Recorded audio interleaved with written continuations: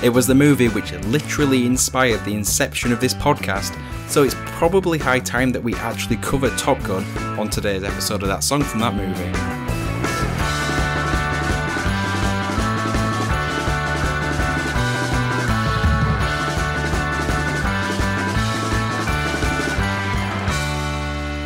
I feel the need. The need for speed. Thank you for joining that song from that movie, the journey through the very best and worst of movie songs. I am your top secret clearance host, Dietrich, and we're joined by He's Lost That Loving Feeling, Alex. Now it's gone, gone, gone. Whoa, whoa. Yeah, that's how I feel. That was supposed to be a joke. And he's the Maverick to my goose, Ben. Yeah, I'll be Maverick, that's fine. As long as I have my Cuban heels. Which I'm pretty sure Tom Cruise must have been wearing exceedingly large heels throughout this entire film. Like, if you take away all the music, you just hear the clunking of, like, heavy sort of cardboard boxes that he's tied to his feet. You had to wait for those Spice Girl platforms in the 90s. I think it made his career much easier. Sig. Okay, so it's time for everyone's favourite segment. Oh, yeah? I would like to know in the past fortnight, what have you been watching? Cha. Oh, yes. Updated with Alex's vocals. Cha. I can't tell, like, what the origin of the music. It sounds like vaguely Russian, vaguely, like, I don't know. I think it's supposed to be more like a sort of like, Spanish Latino, like a rumba feeling. or something. Yeah. Cha. It's going to be in my head now. I did watch a film, actually. We watched... I like how it's always a surprise. I actually watched the film. Well, I did watch a film called Top Gun, which we're going to be discussing later in this episode for the first time, but we'll discuss that later. Really? Yeah, it was the first time I'd seen it. Save it for later. But it's also the first time I watched a film called... Well, actually, I'm going to have to try and remember what the full name was. It was like the Guernsey Literary Potato Peel Pie Society. Yeah. I watched that. And it was alright, yeah. It was surprisingly good, actually. Do you know how to make it now? No, I didn't look up the recipe because it sounded absolutely vile. Yeah, potato peel pie. Potato peel pie. Sounds like something you ate during the Irish famine. Yeah, and like, it was Tom Courtenay, wasn't it, in the film? I can't remember if it was Tom Courtenay or not. But it was like, potato and peel pie. I have refused to watch that film just because it feels like one of those, like the Fisherman's Singing Choir film, or the... Oh, yeah, Fisherman's Friends. Yeah, or like the one about the women whose husbands are off fighting the war and they sing in. Oh yeah, the Military Wives. Military Wives one. Yeah. They're all poor knockoffs of brass stuff, aren't they? Well, yeah, probably. Calendar Girls is another one. Calendar Girls. I feel like Calendar Girls might be the one that's actually decent. No, well, this one actually, you feel like it is going to be like those, but it is actually better than that. It was a higher tier than those films. So I would say it was worth watching. It's just not selling me. No, okay, well. Does it have a shirtless volleyball scene? I don't want to ruin it. I don't want to ruin it. Don't want to ruin it. All right, fair. The short answer to that question, Ben, is no. There are a lot of beach scenes. That's all I was looking for, Alex. I'm not gonna lie. I've not seen any film this week. There's been so much good TV come out. Working my way through Stranger Things and Obi-Wan Kenobi. Not watched. I've only watched Obi-Wan Kenobi out of those two. I haven't started Stranger Things yet. There is a particular song in Stranger Things which I won't say, which has been in my head all week, and my wife says. Is it the one that's number one in the charts right now? I don't know what's number one in the charts at the moment. What is number one in the charts? Well, if I say it, isn't it going to be? Well, if it's in the charts, though, it's not a spoiler. Go on, D. Okay, Kate Bush running up that hill. Yeah, exactly. Not the placebo version. Not the placebo version, even though I've accidentally put that on a few times. I think Alexa's got shares in placebo because she puts it on quite a lot. Now that I'm fully recovered from COVID, I have been to the cinema and I have seen Doctor Strange in the Multiverse of Madness. And it wasn't that mad. It wasn't that bad, did you say, D? Well, I mean, it wasn't that bad. I said it wasn't that mad. Oh, it wasn't that mad. That was the level it had to be. Yeah, it wasn't that bad. There was lots of scenes that I really enjoyed, but I was kind of expecting a more sort of frenzied, fast-paced movie that was, a multiverse of madness, not so much what it actually is, which is more we go to one universe within the multiverse, and that's enough. I think I've definitely given up on Marvel now. I can't keep track. There's just too much. I saw a trailer for that She-Hulk thing, and I was like, this is too far. It's gone too far. Turning it low. It's gone too far. Single female lawyer fighting for her clients, wearing sexy miniskirts and being green and giant. I feel like if you're not excited about Marvel film, it's put me off. Like I said, there was bits that was really good, but it just wasn't the film it was sold as. Andy allows 7 out of 10. Yeah, I think that's a good way of putting it. It feels like an episode of a TV show, like a good episode of a TV show, but not quite the experience you want. Yeah, no, I get on the that. big screen. I get that. And I think that's going to become more and more a problem that they make cinematic TV, especially for Disney. The line is becoming more and more blurred. So with the release of Top Gun Maverick, we're going full max power by strapping ourselves in and feeling the G's with the songs from the original Top Gun. So to find out what was happening in the world when the movie came out. Time for some history. Thanks for the reverb, Alex. Yes, we are in May 1986. So I was looking at some interesting facts, because I'm fed up of just looking at main global news, because it's all war. It's like, stop fighting, guys. It's boring. Give peace a chance. Anyway, Chung Kwon-ying from Hong Kong did 2,750 handstand push-ups in a row. That seems too many. I can't do one. I tried to do one with my feet up against the wall. Couldn't do it. Very hard. Apparently in 1 hour, he did 1,985.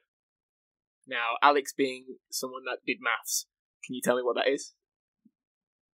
So that was in 1 minute, 1,000. No, that was in 1 hour. No, 1 minute. What are you... Sorry, 1 hour, 1,000. This is how bad I am at maths. You set me up there then.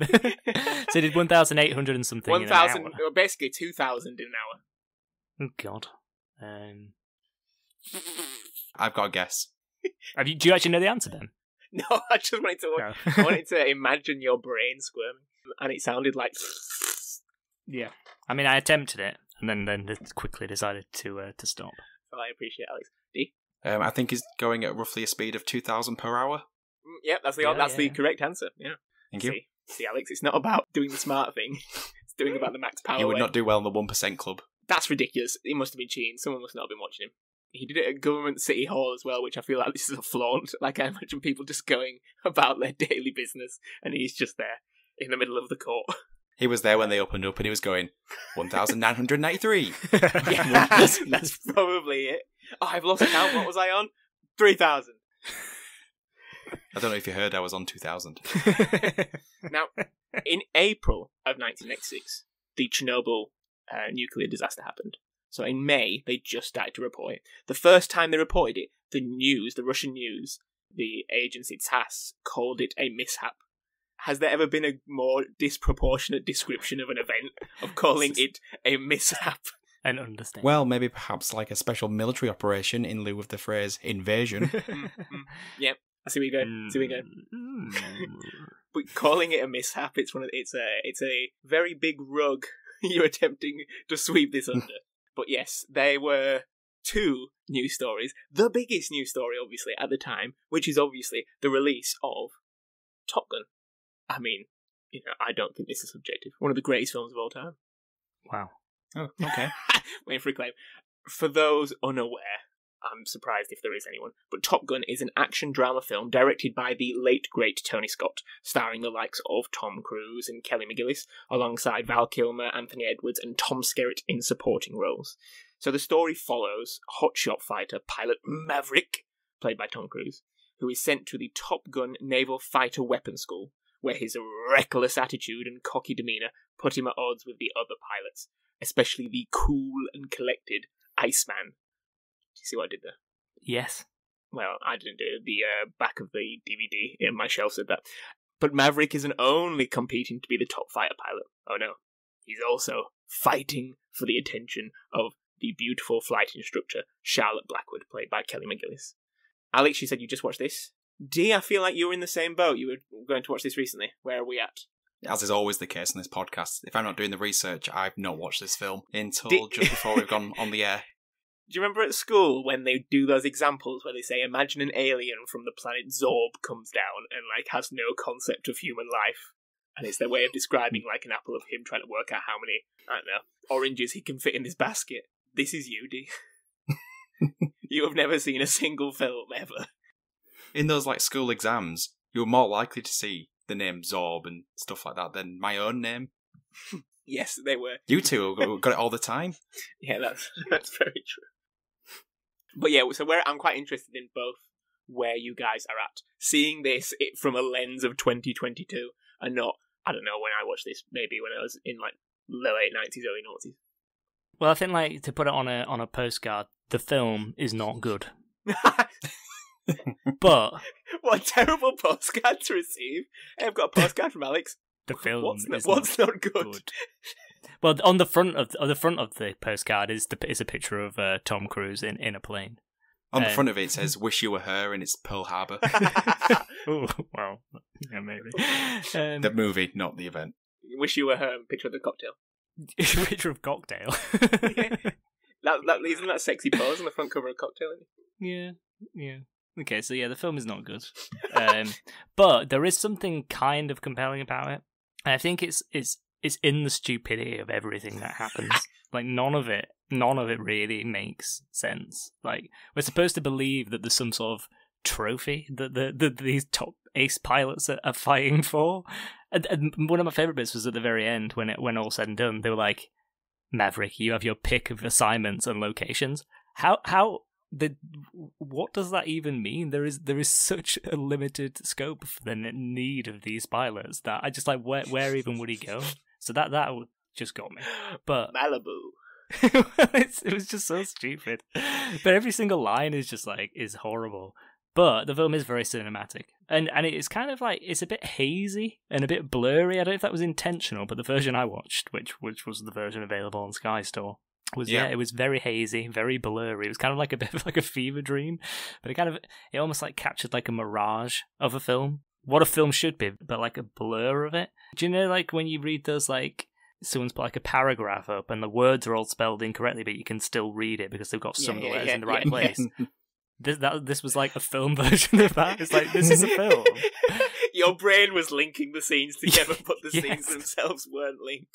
But none of the rest of it made sense. And like the oh my god, the plane scenes are so boring and so difficult to follow what's going on. Like I was like literally that big climax at the end. I was like, I can't even. And then the part like I probably should put a spoiler alert in here where Goose meets his end. I was like, what's happened? Why is he dead? What happened? He seemed to get ejected into his own plane somehow. I didn't. Went into the guy's stream. Yeah, but did he? I just like never cross streams. Yeah, exactly. So confusing. I think the only thing that was like kept me grounded in this film was just the constant shots of Val Kilmer in the background chewing gum and taking his sunglasses off. Val Kilmer is so cool. He's wearing sunglasses in a nightclub. It's like 1 a.m. Yeah, in California as well. It's just like see a so, yeah, that kind of sums it up. I mean, it's an odd experience watching it. I don't really know what I was expecting, but yeah, it was an odd experience. I sort of feel like with how legendary this movie is and how much effect it still has on pop culture, I was pretty confident I knew enough about this movie going in to get what I expected, which was, to clarify, was more of like an over-the-top pre-Michael Bay movie. Yeah. About like the best damn fighter pilots the US Army has to offer, hoorah and all that. But did you like the title card, D? Where it pauses with the words that you know are coming up for way too long? They call them... It's like 30 seconds and you wait, just say Top Gun. We know it's called Top Gun. The film's called Top Gun. And it's in big letters. Top Gun. Top Gun. Yeah, but really, the movie just wasn't that, and I'm not really sure the movie really knew what it wanted to be. It was just a bit lifeless, and like compared to the movie that I'd expected, it was a bit of a disappointment, like story-wise, and I also thought that the way it was directed was just a bit bland. Like Alex said, you couldn't follow anything that was happening, and not a lot of it seemed like to be stock footage. It didn't actually feel like it was cinematically captured. It was almost like the US Army had just gone, here's the clips of us testing out the new planes. Yeah, so I don't really know how they managed to make such a boring film about fighter pilots flying supersonic jets and blowing shit up. I mean, I guess it's unfair to damn a movie for what it isn't rather than what it is, but there is the 10 minutes that Alex mentioned, again, spoilers, where Goose dies, which I actually think is actually really good. I really enjoyed that bit where Maverick has to process what's happened and confront whether or not he wants to stay in the military. But within 10 minutes, he's already resolved that whole storyline. And he's back doing whatever the fuck he's doing at the end. Yeah, he's basically doing the same thing as before. Yeah, if they'd have made the entire movie, that 10 minutes, like, start them off already as Top Guns, and just have these... short. No, not 10 minutes long, as in, make the whole movie him trying to... Like a piece on wartime rhetoric and try whether or not it should be as glamorized as it is.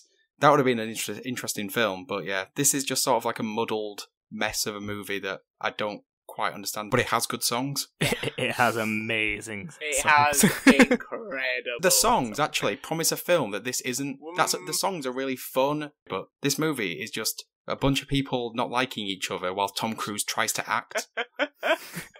Like the film that I thought this was going to be, it certainly wasn't, which is what Dee said. Because I thought, because everyone's like, oh yeah, it's like macho, like bros, like going at it. And like I thought that's where it was going at the beginning when there was like they're going at it. Competition. And it's like, oh yeah, they're going for this Top Gun prize. But actually that seemed just like completely irrelevant by halfway through it until they gave Val Kilmer's character an actual trophy at one point. I was like, what is this pilot school? I mean, I also just loved the name Maverick because it's like, yeah, he's got it. But like, how many times did they have to like drill home to him and say he's a loose cannon. He just does what he wants. How many ways are they looking up the dictionary definition of Maverick and just saying it out loud? God. And yeah, like the whole romance aspect of it was so like shoehorned in as well. It was like, why? At one point she's like, I think I've fallen for you. But why? All he's done has been really annoying and really arrogant. Do you mean when she almost like causes like a multiple car pile up on the road? Car accident. She's got a cool car though, so I think that's part of the reason. But he's just like, he tells like one story about his mum liking, or his grandma liking Otis Redding as well. It's like, this really unfamous song by Otis Redding called Sitting on the Dock of the Bay, and it was her favourite song, and it just reminds me of my childhood. It's like, so she's supposed to fall in love with him because of that. Is this the birth of that, like, I respect you because you've got skills, but you're a loose cannon? Because how many times in this film did he make clear, I respect you, can't trust you, damn it. You're the best damn pilot. We pretty much never see Maverick doing something well. He's always messing up. Yeah, or doing what he shouldn't be doing, yeah. So how do you guys feel that Top Gun Maverick currently sits at 8.7? As in the new one? 96% on Rotten Tomatoes, yeah. It's Tom Cruise's first 100 million box office opening of his entire career, and he is, the last remaining A-lister, probably? I think I've read like a brief synopsis of the plot of the new one, and I think it involves like Goose's son going into the flight school. Oh, so it's Creed. Yeah, but I can see, like, with Top Gun, the original film, there's something there that it doesn't quite nail. It's the sexual energy, Alex, that's what's there. But anyway, yeah, I could see how it could be a good film, or they could be a good version of this film, but this just wasn't it? But yeah, it was watchable. I just got to get that back out there. It was kind of watchable. Like, it was weird. I couldn't get my head around. I don't think this film is, the best thing to slice bread, but I do find it entertaining. And I could probably watch it all the way through and not be bored. But I think a large part of that is the music, which we will go on to. But yes, the film was received mixed by critics. Quite a lot of people praised the general interactions between the cast. However, some people did think that the action went on slightly too long without faces. Without people. But the film was a huge commercial hit. It grossed $356 million against a production budget of $15 million.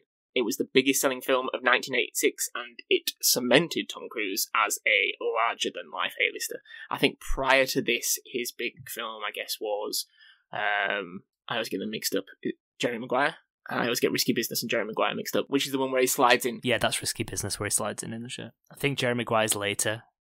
Obviously, people saw him. Like, they sought him out. Producer Jerry Bruckheimer, they sought him out for this role. So there was clearly something about him already. Apparently, quick fact, there is a $5 fine to any student at the US Navy's Top Gun school if anyone quotes this film. It reminds me of that Community episode when they're doing the pottery. No one's allowed to do the ghost scene. How specific are they? Well, like... apparently, someone, I think I was reading a story about someone who either got into the school or got his wings. got his wings, and on the way home just blasted out the soundtrack because they were. So it's obviously in like this zeitgeist, this culture, but no one's allowed to say it. That a lot of the people probably going to the school have been inspired by this film. But yeah, apparently, we know Tom Cruise loves his stunts. He's basically every film he's in now. He's asked to show that, no, I'm doing it. There's not a stunt man. I will break my foot for this. I think in the latest trailer for the Mission Impossible, they've basically blasted off all the doors of a car to show that, yes, it is Tom driving. There is no one else there. But apparently, he didn't want to do the film, so they put him on a fly-along, and they did 5 Gs. I'm assuming that is a lot of Gs. So they're doing things like barrel rolls. And apparently he just starts heaving, gets back on the tarmac, and says, yeah, I'm doing this movie. So he clearly is a sucker for pain. It's a lot of staring. It's a lot of characters staring at each other menacingly. And there's a lot of almost montage moments in this film, partly because they clearly recognised at an early stage in the production that the music was selling this. I think they knew they were onto a winner already. And the soundtrack, you would probably assume, has become one of the most popular movie soundtracks to date. It is 9 times platinum selling certification and has been quoted a quintessential artifact of the mid-80s, and it still defines the bombastic melodramatic sound that dominated the pop charts of the era. Do we feel that's a good enough summary? Yeah. Yes. Yeah. It doesn't match the film, but yeah. But did you, before we go into you guys knew the songs from this film already? Like, as in, I know there's a lot of songs, and we're not going to cover them all. Sorry, guys. But you knew these songs were from Top Gun. Yeah, I think Yeah, so. I did. The 2 Kenny Loggins ones, and obviously the Berlin song, definitely. Yes. Yeah. There are many great songs on the soundtrack, and the soundtrack has been re-released at different points. I think it was re-released in 2000 to add more songs, including the greatest song of all time. Alex, it's one of our favourite songs. By just me referencing that, do you know what I mean? Jennifer Rush. Jennifer Rush, The Power of Love. It's good. Annoyingly, it's not in the Was film. that even in the film? I think I it's like don't it's like the 3rd or 4th credit song. So I apologise to the fans of the likes of Cheap Trick, REO Speedwagon, and most importantly Jennifer Rush, that we are not covering their songs for this film, because we are focusing on 4 songs in total. You've Lost That Loving Feeling, Playing with the Boys, Danger Zone, and finally Take My Breath Away. So without further ado, let's move on. The first song we're covering is You've Lost That Loving Feeling. So this is a song originally performed by the Righteous Brothers and partly performed in the film by Tom Cruise and several other Top Gun members. Cruise performs this song as he attempts to win a bet by unknowingly wooing flight instructor Charlie Blackwood, and so beginning their romance. Both thoughts on the song, thoughts on the use of it in the film. Yeah, so this bit was so awkward in the movie. I'm not sure if it was supposed to be charming or endearing, but Tom Cruise trying to act like a human just didn't land for me. Like he's trying to do the I'm acting like I'm singing bad, and that means I'm doing good acting. But to me, it was more like a robot going, Master, need petrol, attempt to look human, blend in, Master. So I wasn't taken in with him at all. I enjoy the song normally, but just not Tom Cruise version. Even if every time I've ever heard the actual version of his song, I've always gone, what is this? I don't recognise it until it hits the chorus. At which point, I'm like, oh, it's this song. And at the end, they all start singing Summer Lovin' from Greece, right? Is that what you feel like? They sing it, it's like going, dum, da-dum, It does definitely sound like that. Yeah, definitely does sound like that. da-dum. Like, there was going to be a longer scene where they sang Greece afterwards. I don't know how when that came out, but what's the deal there? Because it's not in the song. I think probably they were trying to imitate something that does happen in the song, but just did it really poorly. But I agree 100% with you that the scene is awkward as hell. And I was like, it's a weird choice of song to sing to someone you're trying to woo. I didn't really understand. He was like, oh, we're going to do You've Lost That Loving Feeling. And the guy was like, oh, yeah. I was like, what? Is this the song you should be singing? Is this gonna work? And then it was followed by like 5 minutes of Tom Cruise essentially accosting this woman in a public bathroom. Yeah, that is weird. That is weird. And he's very persistent, and obviously it ended up working. But I don't know what the message is there. It's Tom Cruise. But yeah. If at any point you change Charlie's face to be one of like either anxiety or just like side-eyeing or anything like that, this film becomes completely different. Yeah, we'll talk about being put in a position. It's awkward.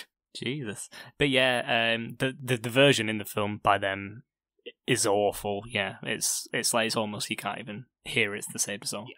But then when it comes back in later in the film, when it comes on the jukebox and you're like, yeah, she's gonna be there, it's like, yeah, okay, I'll allow it. The song itself is a wonderful song. It's a really, really good song. But it's kind of weirdly I'm not sure it does really belong in this film because one, I can't understand why it was the song chosen for the reason it's chosen, and it's obviously I think it's from like the early to mid 60s. Yes, it is. None of the other soundtrack is of that era. Feels slightly out of place. I don't really know what it's a reference to. Maybe it's at the very beginning of the film they talk about the flight school launching in the 60s. Launching? Accidental pun. Listing, because I couldn't tell whether the film was supposed to be set in the 80s originally, or whether they were saying, oh, this flight school was formed in the 60s, and now we are in the 60s. It obviously did not appear to be the 60s when you watch the film. But I wondered whether the song might have been a reference back to that. But yeah, weird choice in the soundtrack. I think because that song, I guess it's almost like, you've got to say diegetic, in that fact that it's in the film, as opposed to the rest are sort of trying to connote the feel of the movie. And I think that's why it's different and stands out. I guess also because you're in a bar where they're playing that jukebox music and it's that kind of thing. It's representing what they'd be listening to rather than what the audience wants to hear or what's trying to be representative of this high-octane, action-packed lifestyle, or lots of oil that these guys are attempting to live. Yeah, I think that there was a missed trick where, so like I mentioned already, that weird scene in the middle where he's talking about his Reading. It's like, well, why didn't they make that song the same song that you used? And it would have had a slightly elevated meaning. A lot easier to rock forward and backward singing sitting on the dock of the bay. You just do it now in silence. It's easy. Done it? Easy. Well, I've got the perfect rock on. Got the perfect rock on. There's quite a lot of interesting facts about this song. Now, this song was produced by Phil Spector. Do we know who Phil Spector is? He's like a really famous music producer from that period. Yeah. I think he's produced like Beatles albums. I think he also went. I don't know if he went to jail. I think he killed 2 people. Yeah, I think he was a bit mad, wasn't he? Yeah. I think it introduced the wall of sound, I think. That's is exactly the thing that's what I was going to say, because apparently this song is credited as being one of the best examples of his wall of sound technique, which became popularised in the 60s. So for people unaware, what is meant by the wall of sound was this new production technique in which various instrumentals are layered on top of each other to provide a more fuller sound for the listening equipment of the time. So things like radio or on record. Similar to what Rick Rubin was credited of doing in the sort of the 90s and noughts, in just trying to make things a bit more fuller and louder. And apparently this song is one of the best examples of this wall of sound technique. Now, this song has been a top 20 hit for so many people. It was a hit for the Righteous Brothers. It's been a hit for Cilla Black, Hall & Oates, Dionne Warwick. Up until the 80s, nothing really since. Now, this song is believed to be the most played, or was at least the most played radio song of all time in the United States until 2019, where it was overtaken by Every Breath You Take by Police. No, I wasn't expecting that. No, I wasn't as well. I was trying to think like, why? I thought you were going to say Ed Sheeran. According to a BBC programme in 2012 called The Richest Songs in the World, this song is believed to be the 3rd biggest earner of royalties of all songs of all time. Wow. That's pretty huge. Any guesses on what might be ahead of it? So this was number 3, did you say? Yeah. I don't know. Happy birthday. Happy birthday is number 1, Alex. Well done. Happy birthday to you. I thought I'd heard that. White Christmas. White Christmas, yeah. I mean, that's pretty massive. I would have never in a million years, you give me a million guesses, I would not guess You've Lost That Love. But there's a really famous story, isn't it, about this original version and the Cilla Black version were released in more or less exactly the same time. Yeah, I think it was, because like it was written obviously by someone else, like most songs were in those days. And they both recorded it at the same time and released it like roughly the same. So it was like number 1 and number 2 in the charts at the same time. Yeah. There was a lot of animosity. I don't think necessarily between the Righteous Brothers and Cilla Black. I think it was just either their fans or production companies or royalties, things like this. But one thing I did find interesting, so Bobby Hatfield, who was in the Righteous Brothers, he reportedly expressed annoyance to Phil Spector when he learned that the song would start with the first verse without him singing it, and that he had to wait for the chorus until joining in. And apparently when Hatfield asked Spector what he was supposed to do during the medley solo. Spectre replied, "You can just go directly to the bank." Which, what a line. Straight to the Straight bank. to the Nice. bank. But I just love that. Like, imagine having just the charisma, I guess, and the confidence to be like, just like, shut up, you're earning money. I think he got his own back there, didn't he? Because isn't he the one who just sings Unchained Melody by himself? It might be, I don't know. I think it is. Yeah. Now, we're getting into probably the more famous 3 songs, and we will start with Playing with the Boys is a song by Kenny Loggins, specifically written for the film. Now, in the film, it's played in the background while Maverick and Goose battled it out against Iceman and Hollywood in a vicious game of beach volleyball, where somehow, 5'7" Tom Cruise spikes the ball repeatedly. You go back and watch that scene. It is hilarious to imagine. He absolutely clears that net. As many critics state, the film falls apart without this scene. The film, I think that's falls- fair. Yeah, I can't actually disagree with that. What are your thoughts of the song, the scene, the combination of?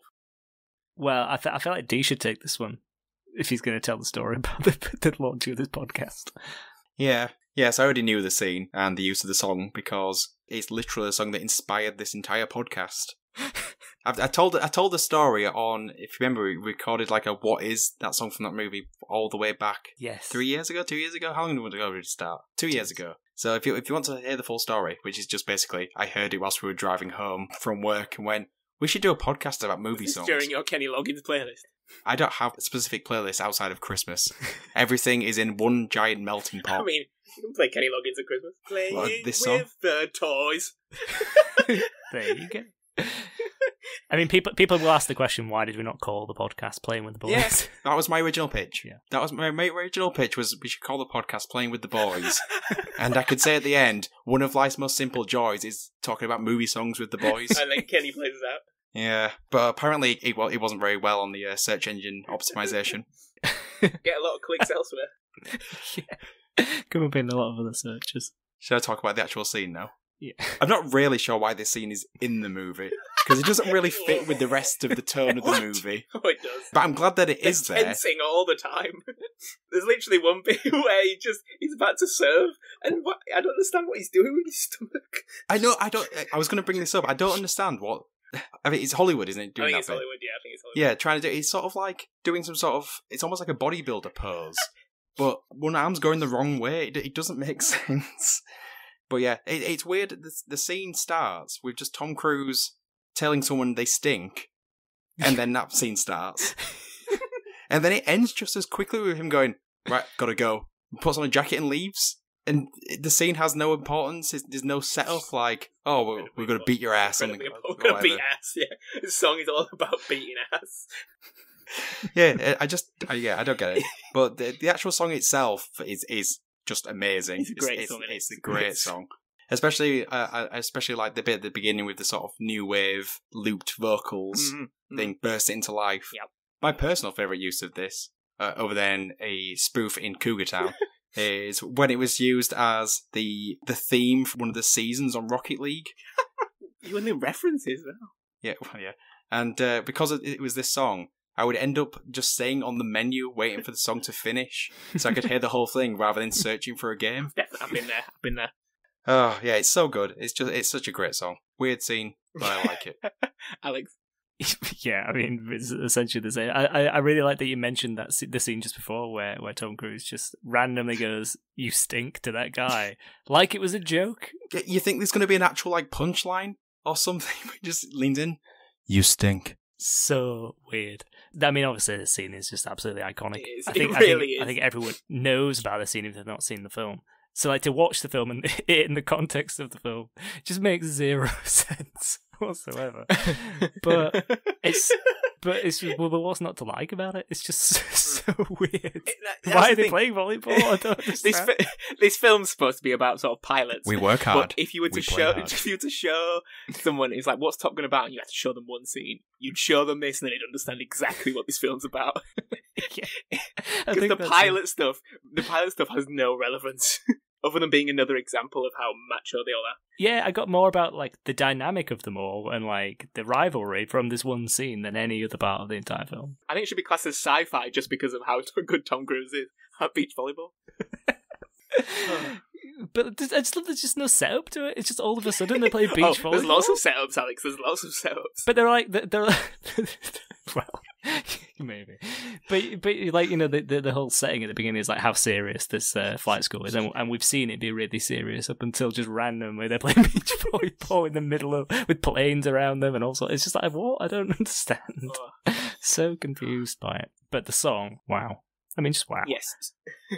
Both Kenny Loggins songs on this soundtrack have a distinct synthesized sound. Two producers across both songs are very famous producers. So you've got Peter Wolf and Giorgio Moroder. Giorgio Moroder especially, you may have heard of. He was like the founder of, like one of the founders of disco, European disco. He basically mastered the synthesizer and a lot of 80s sounds. There's the weird sort of, I think they're called synclavier drums. If you listen back to this song, there's a really weird sort of echoey synthesized drum beat that's kind of iconic. It's like this really echoey sound. It's brilliant. There's been a lot of insinuations that this song is about gay sex. Mm-hmm. Have you seen the music video for this song? Yes. I think the video... the video tries to temper that, I feel, by having... It's a group of women playing with a group of men, or boys, while Kenny Loggins seems to be trying to make a music video when they've double booked the whole. That is exactly what it looks like. It's like he's an apparition. No one sees him, and he's got this spray-on beard. Oh, it's just magnificent. It's just like it's the groove of it as well. It's like absolutely grooving around this like volleyball court. Are we aware of some of the lyrics from this song? Playing with the balls. One key one that stood out for me. You can decide what this song's about. It's a strange anticipation. Knock, knock, knocking on wood. Anyway, the next song is Danger Zone by Kenny Loggins. Arguably the most famous song of this film, which is up for debate. This song is heard just after the opening credits over images of that sunset-kissed carrier jets, some of that haziness that Alex mentioned earlier, with these jets taking off at sea. I guess it's setting the tone of the film, this, after that hilarious opening credits, where they just needed to make the film just that little bit longer. What are your thoughts on this one? Song, scene? Yeah, I mean, obviously, just preface all of this by saying tune. Absolute tune. But I get the sense that they didn't really know where to take the song beyond the chorus. Because it's like it's a real lesson in how you can sing the same thing like 1,000 times, just slightly differently. Oh, it's so repetitive. It just goes on and on and on, but just slightly different. Slightly different intonation, slightly different, mode. Just moves around, but it is the same thing over and over and over again. But I do enjoy it. I have to admit. I do enjoy it, and the scene itself, the opening scene, I didn't really love because, like Dee said earlier, it just all felt a bit stock footage. Yeah, it feels very just stock lots footage. of planes setting off, landing, flying through the air, the sun in the background. The song crops up a couple of times, doesn't it, throughout the film? The music, I think. Yeah, I think it's a bit of a leitmotif. Yeah, it's a leitmotif, yeah, and I think like when that kind of kicked in a few times throughout the film, I was like, yeah, gets you pumped again. It's a proper pump song, yeah. And they pump it a lot in this. They pump it a lot. But I think it's been this song's been spoofed a lot. I think, and like yes. anytime you have scenes of like planes or like I think you do often get this song spoofed in. Yeah, it's weird. It feels like a montage song, but not a montage.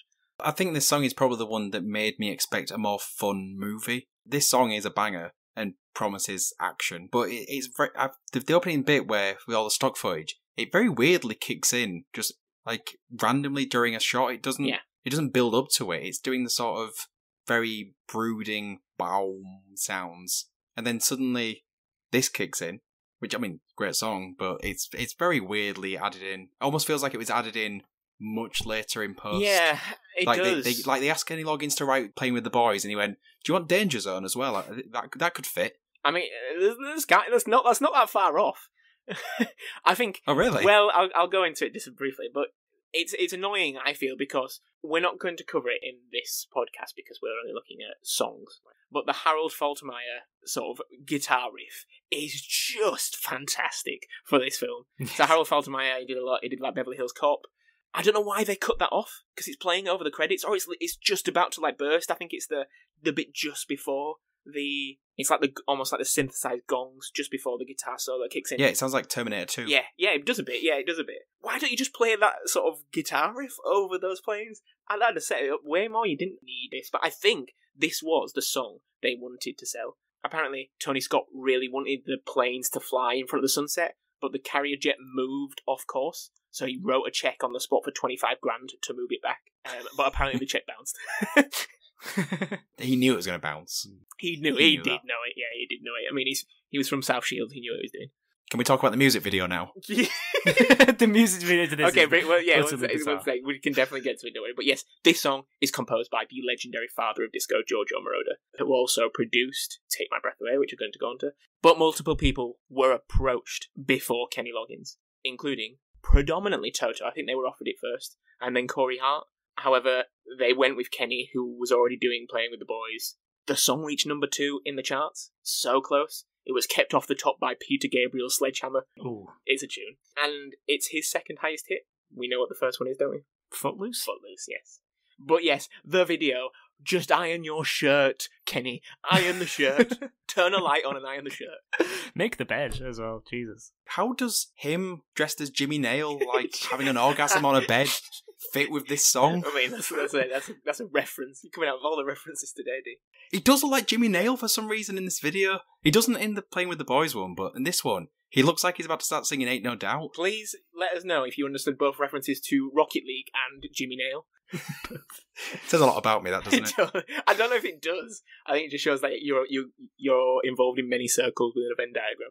Yeah, does it say a lot about it? Does it just create more mystery, do you? I think It does create a lot of mystery, yeah. How sweaty is he in this video? Word, yeah. His beard looks a lot better though. So sweaty. There's a really weird bit where he's like resting his head on his hand. It's just like, why? It's like a close up of his face. Just like so sweated. Like the sweat is literally dripping and rolling down his arm. It's just weird. Yeah, why is it so sexually charged?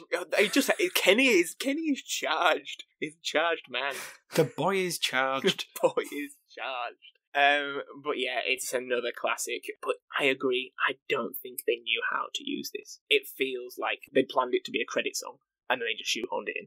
One song that was used, correct, and I think is probably the objective big song of this film, is Take My Breath Away by Bowen. This song plays as we build up to that first kiss and montage love affair between Maverick and Charlie, culminating in a typically 80s silhouette sex scene. That blue from the... I don't know what light is producing that blue. There's some weird bug zapper outside the front window. But it's a big song. And a very different song. I didn't really know that this scene was from this movie. Like, I'd seen it spoofed in everything. Dennis System and It's Always Sunny in Philadelphia, for example. But I'd never made the connection that even though I knew this song was from this movie, that this scene that's always has this song must be also from this movie. Yep. I just thought it was like an 80s movie trope. I mean, this film coined a lot of tropes. That is true. It's incredibly spoofed and everything. Oh, yeah. The song, again, another fantastic song. I don't know quite how they managed to get this many good songs in one film and it not be a good film, but they did it. They definitely did. Yeah, it's just what power banger. Like, absolute power ballad. So every time because they definitely use the synth line in this as a line motif till it pops up every now and then, bong bong bong bong bong. Perfect. It's just like it does give you the gooiness every time it comes on in the film. Oh, give you the goo. It gives you the goo. Even though the romance side of things is ridiculous in this film, it's probably, along with the stuff that Dee mentioned earlier with Goose, the most interesting parts of it. At least it's feels like a film, and not just something that you're not understanding. So yeah, I just love the use of the song in this film, and just this song in general. But it's like a proper Magic FM classic, isn't it? Oh yeah. This is on Smooth all the time. And that video as well. You might as well just put Bonnie Tyler on top of one of those planes, because this is a. I genuinely thought it was Bonnie Tyler for a long time. Yeah, I mean it could have been, couldn't it? It's very Total Eclipse of the Heart. That dress. Yeah, I mean, so if we talk about the video for this is weird. It's like some sort of post-apocalyptic elephant graveyard. yeah. It's Mad Max. Yeah, it's essentially Mad Max. It's the world after Tom Cruise. I just like the band members are stood on the planes sat on the planes at different parts. Yeah, it's classic, absolute classic 80s. The soundtrack to this film is just outstanding. Oh yeah, it's arguably one of the best. This song, it won the Academy Award for Best Original Song in 1986. I think it was a very, very obvious winner when you look at what else was on. In my opinion, the next best song was Somewhere Out There from the film American Tail. You know that song? Yeah. Big song. It was number one in multiple countries, including the US and the UK. And it also reached number 3 in the UK in 1990, 4 years after it was originally released, after Top Gun came out on TV and a Peugeot advert for the new 405 came out. So clearly the power of the Peugeot. Giorgio Moroder, the famous Giorgio Moroder, said that this is the best song he ever wrote and it's the one he is most proud of. And if you go on Wikipedia and you look at the kind of artists and songs that guy's written and the people he's worked with, that's a pretty big claim. And I think it's always interesting to find out what producers think. Because I think often they go for something that's a bit niche. Like, I don't know, my favourite song is the one that no one's really heard of and that album that really failed. But no, he said this was the best song he ever produced. And there's a few interesting facts about this song. One of my favourites is the lyrics were written by someone called Tom Whitlock. I think he also wrote lyrics for Danger Zone. Now, Tom Whitlock was a mechanic who used to fix the brakes on Giorgio Moroder's Ferrari. And apparently, he came round one day and he was like, oh, by the way, I'm a lyricist if you ever need any lyrics. And Giorgio Moroder was writing this song and he was like, he said it was always terrible at lyrics. So he just contacted him and he wrote this song. Was he actually a lyricist? The lyrics of this song is written by a mechanic. was he just a chancer? You look at his other sort of works. I mean, you see some films that you recognise, but there's nothing else famous. But he wrote the lyrics for Take My Breath Away, and he was a mechanic. It could be us. This could feels be like anyone. it should be developed to a movie. Yeah, it should, shouldn't it? Yeah. Giorgio Moroder's in like the garage waiting room and he hears somebody singing whilst welding on a car. His voice isn't quite right, but those lyrics. Damn lyrics. Take my breath away. Those damn lyrics. It's got something. I feel like the moral from this story is just go around telling everyone you're a lyricist until someone gives you a job. Yeah. It's like us be podcasting. Yeah. Exactly. We're podcasters. Apparently Terry Nunn, who's the lead singer of Berlin, got very annoyed with Giorgio Moroder when she was performing the song because he kept saying, slower. Sing it slower. Yes, I know this one. Yes. You know that fact? I knew this one because it was on one of those top 100 greatest somethings, really? like Yeah. 80s movies on Channel 4. For some reason, it's stuck in my mind all these years. Yeah. So as soon as we were saying doing Top Gun, I was like, I'm going to write that down. Yeah. Apparently he said that people need to want to sing along, which makes sense. You don't want to pace it up. Although it would feel like you're more taking the breath away if you increase the pace of it. Now, there is another fact about Terry Nunn. Whoa, going to finish that story. Oh, go on. You know more of it than me then.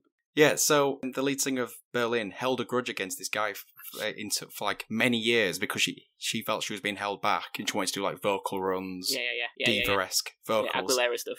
And apparently, she held this grudge all the way until she heard the Jessica Simpson version. Top 20 single Jessica Simpson version. She heard that where she does do the sort of Mariah Carey-esque vocal runs, called Giorgio Moroder and said, I'm so sorry, you were always right. Thank you, Jessica. You provide us clarity even in our darkest moments. She got a top 20 single with this song, you know.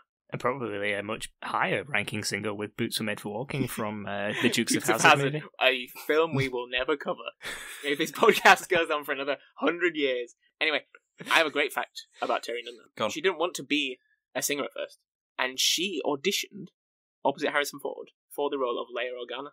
She did script reading with Harrison, and how'd it go? They really liked her, but she didn't take their breath away. Low hanging fruit. Apparently, Steven Spielberg, they said they wanted to go for someone else, but he offered her a role in Dallas. Steven Spielberg had connections to Dallas, apparently, but she gave it up because she said she wanted to work on her career in music, and this is where it was. So, who knows? Would you rather have an Oscar-winning single and this song under your belt, or be in Dallas? Alex, I know what you'd rather have. Both. She could have had it all. You could have had it all. Okay, Ben, top 5. Don't you do it to me, D.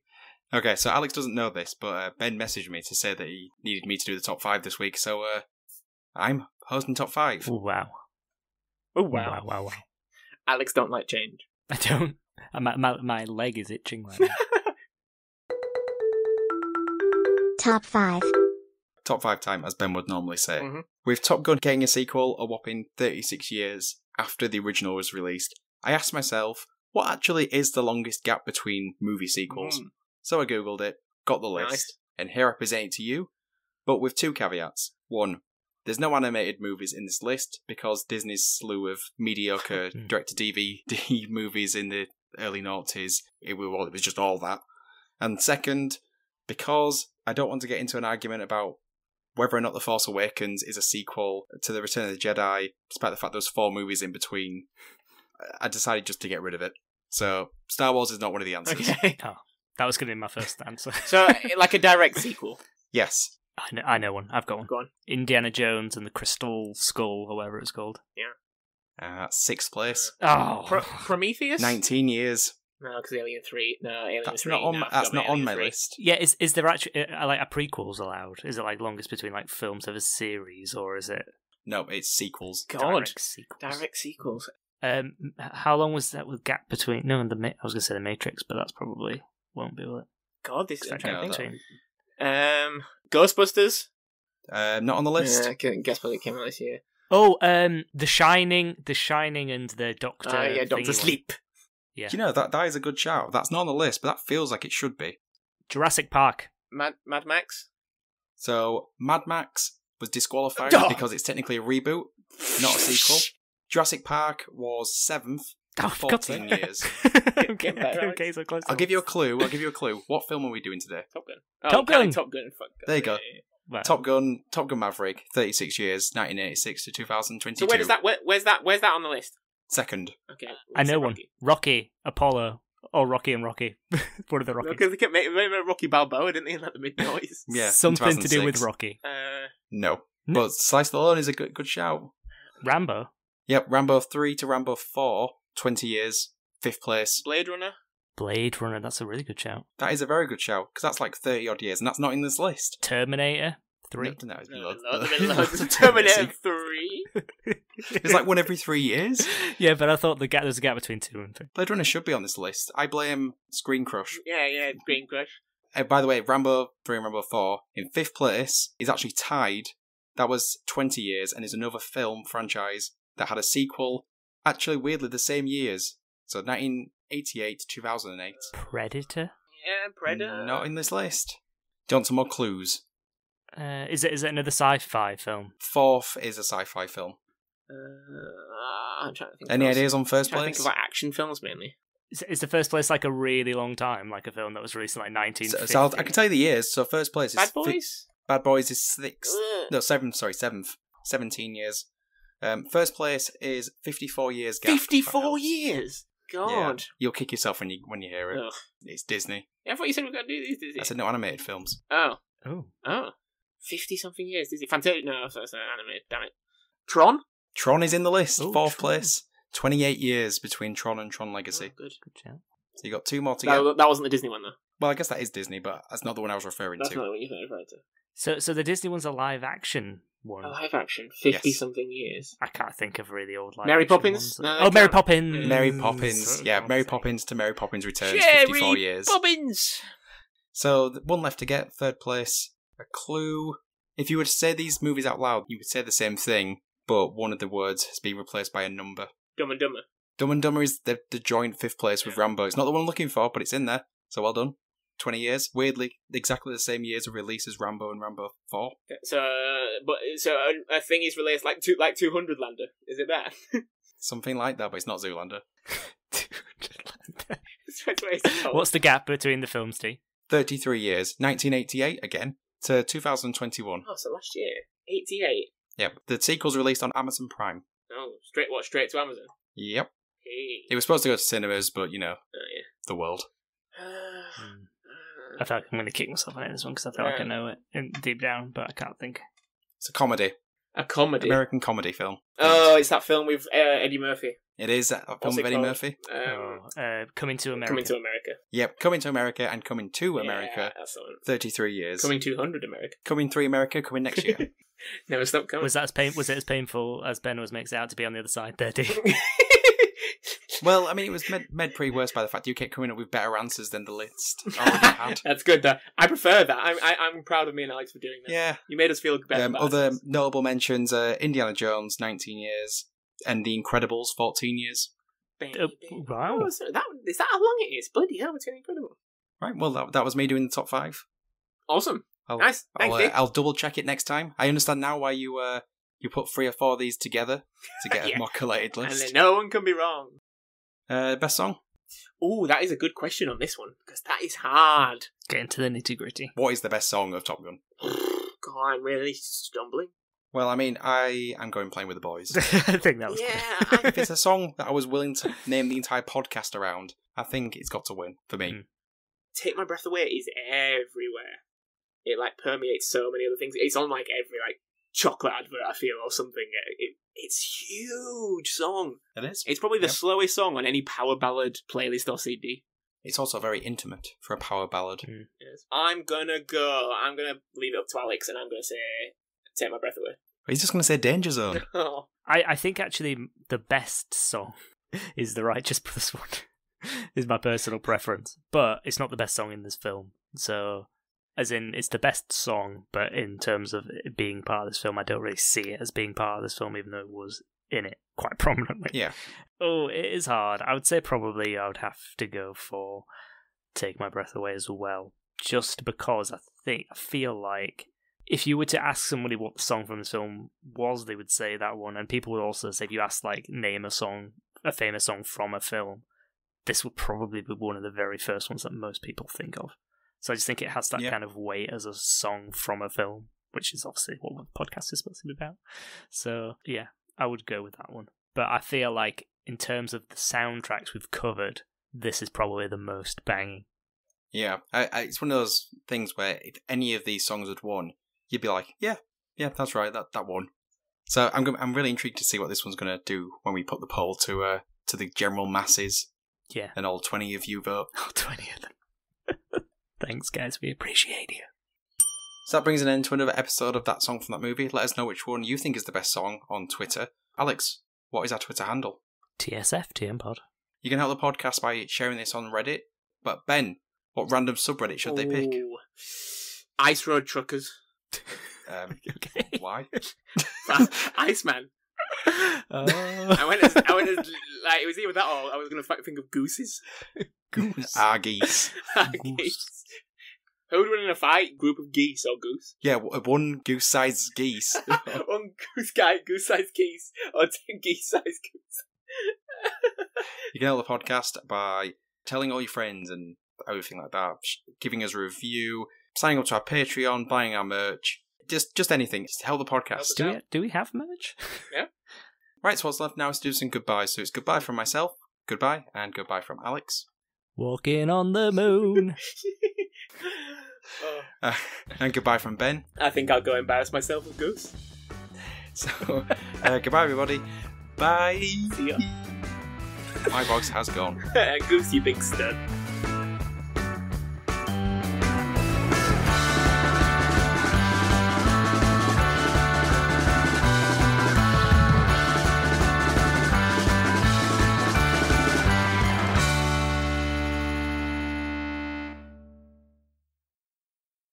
Can we talk about the fact that when you search this film, it's like starring Tom Cruise, Tim Robbins. He's like in it for like 10 seconds.